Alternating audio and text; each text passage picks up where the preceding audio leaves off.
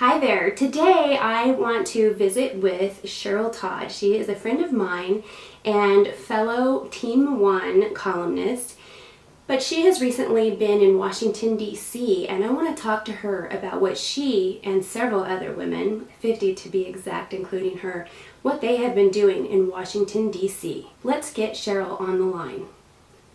Hi, how are you? I'm doing good. I want to know how you are doing. Well, I'm exhausted, but it was such a great trip. We've accomplished, I think, an incredible amount in such a short time. Awesome. And just even short time, meaning the 3 days that the ladies were here in DC, but also a short time in the fact that the DCProject wasn't even dreamed up until 8 months ago. Right. And so tell me, how many days have you been in DC right now? Well, I landed on Wednesday, but some of the ladies were actually here, some arrived on Monday, some on Tuesday, but really our first group event was on Wednesday. Wow. This week. And we wrapped it up Friday afternoon after the rally. So it was, really 3 days of hitting the ground and doing a lot of good work and walking a lot of miles. But I really do believe that we made an impact because we are a true grassroots effort. Every single person made their own travel arrangements, used their own funding to get here. Now, funding sounds grand. It's just, they're using their own paychecks to get here and taking time off work, using vacation time. So it was true grassroots in that way. We were truly bipartisan. We have a couple of our ladies are liberal Democrats, but they also value their Second Amendment rights. Wow. And so we had liberal Democrats and very conservative Republicans and everything in between. And it was just a wonderful meeting of people and sharing of ideas and then reaching out to our individual representatives, legislators, and senators. That is outstanding. And so you're talking about some of the other ladies that are there. And obviously the DCProject, what it is, it's bringing 50 women together, one from every state. And you all headed to Washington, D.C., to meet with the legislators. You're revealing the faces and stories of the Second Amendment. So you're telling me about a few of the women who are more on the liberal Democrat side, but tell me about you. What do you do and what's your primary goal? Well, my husband and I are small business owners. We have a gun store, azfirearms.com, in Arizona. We also have an auction house where, among other things, we sell guns and ammunition. And we also have our own radio show, a 2-hour show every Saturday called Gun Freedom Radio. We co-host. It's he and I together. We definitely have a vested interest in protecting our Second Amendment rights from a business standpoint. Absolutely. And how... If I can interrupt you, how would it affect your business if we had somebody in our presidential office who was against firearms? What would it do to your business? Well, honestly, initially, it would be, we'd have lines out the door. So people would be rushing in to try to buy up what they could while it was legal, hoping they'd be grandfathered in to own whatever it is that they came in to buy. Because every single time there's been, rumors or people feel the threat that ARs are going to be outlawed, that's what happens. Everybody runs in and they buy up the ARs. So initially it would be good for business. I'm not going to lie about that, but it would be good for business for the wrong reasons. And then ultimately it would be a devastation of a family business and the legacy that we've built, and it would be the end of our business and the end of the industry. Right. It would be devastating to you, but really to everybody in the country, honestly. It'll challenge and change everything that goes on in our country. And so since you've been in DC, we saw each other at NRA and we said, what can we do? How has it gone? What's been happening when you're going into these legislators' offices? Well, it's been really wonderful because I am a team leader of the DCProject. A group of 10 or so of us came in February of this year just to kind of get the lay of the land. Like I said, it was born 8 months ago. So in December, Dianna Muller decided, I want to make a difference. I want to do something. I want to empower people to reach out to their legislators and create relationships. But how do I do that? What does it look like? So that was in December of 2015. February of 2016, 2 months later, 10 or so of us ladies got together and said, all right, let's see what this feels like and looks like. And now in July, we have each of the 10 that came in February have a group under us, a small group, to travel together. So I was able to go and talk to legislators from Wyoming and Colorado. And so it's wonderful to kind of step outside of our own state, because in Arizona, we get to be treated like adults. We have some of the best firearms laws there are. We have constitutional carry, and it's just a wonderful place to be able to live out our rights. Now, Colorado and Wyoming, so don't have quite the same amount of freedoms. And so when we went to some of the other offices, we were meeting with people that the senators' offices weren't quite on the same page as those of us that really, truly love our Second Amendment rights the way that we believe they were written.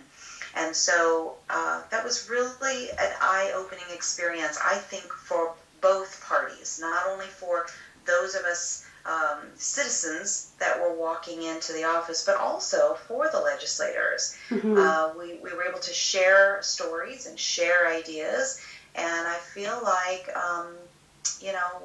we helped them to see our way of thinking in a new and different way, because it's coming from individual stories.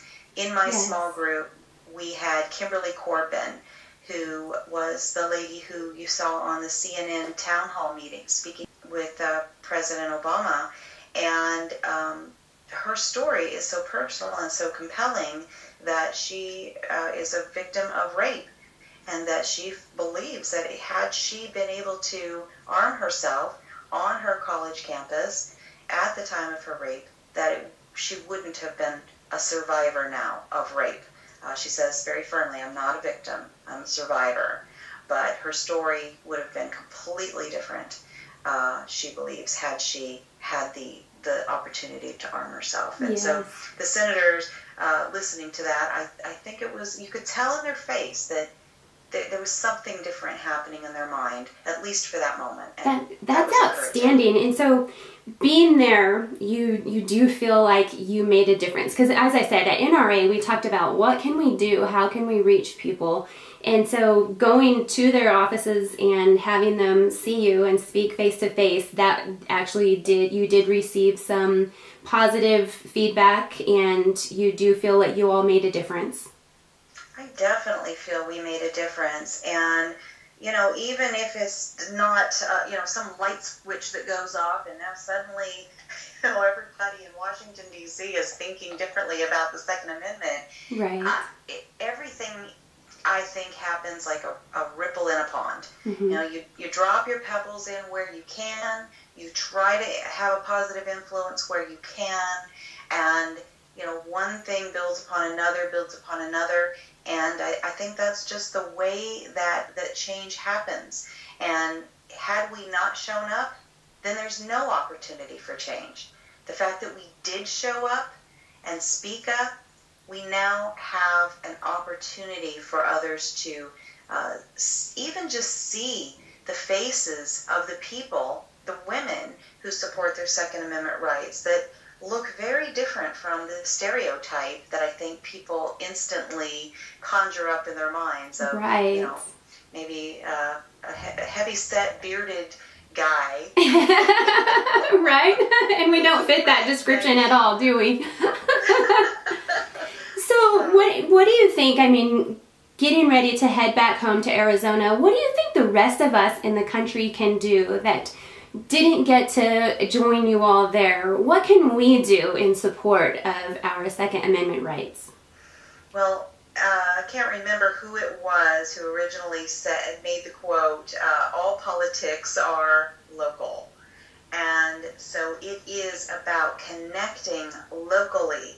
It is about getting informed. Don't just buy into the sound bites that you hear the media throw out there, or definitely not the politicians, because those of us that know firearms and know what the laws are, know what the Constitution says, so many of these sound bites are just cringeworthy. They just sound foolish and then cause other people to behave foolishly because they're acting and reacting off of these sound bites. So really read your Constitution.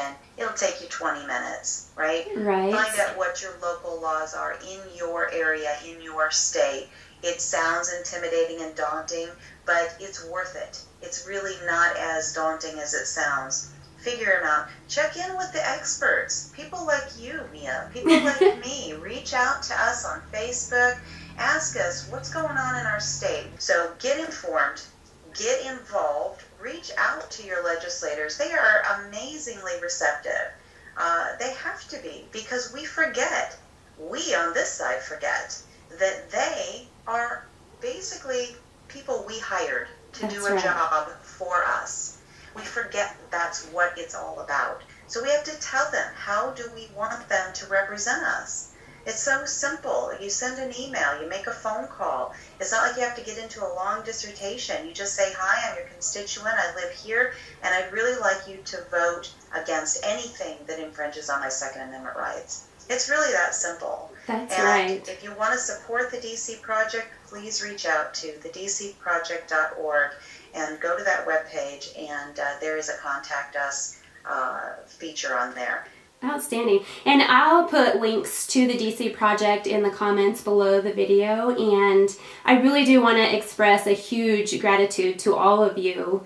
And I know I've been following you on social media and the DC Project on Facebook and all of that, but really thank you all so much for going and representing all of us. Thank you so much. The encouragement means more than you can know, because it's a little intimidating to come here to our nation's capital and speak with the people that we hold up on pedestals that we shouldn't hold on pedestals, but it is intimidating. And you know, women, we are kind of used to being underestimated, so we kind of expected that a little bit, but it's encouraging to hear other people say, hey, thank you for what you're doing. So I appreciate that. All of our ladies appreciate that. Outstanding. Well, thank you, and I do wish you a safe rest of your trip and safe travels home. Thank you. I appreciate it, Mia. Be well. All right. Talk to you later. Thank you. Bye-bye. Bye-bye. Well, how outstanding is that? These women are out there, they're speaking up, they're reaching out, and as Cheryl mentioned, reach out locally, reach out to your legislators. Do you know who your representatives are? Find out and start reaching out to them. You can make a difference, and also keep your rights in mind as you head to the polls this year.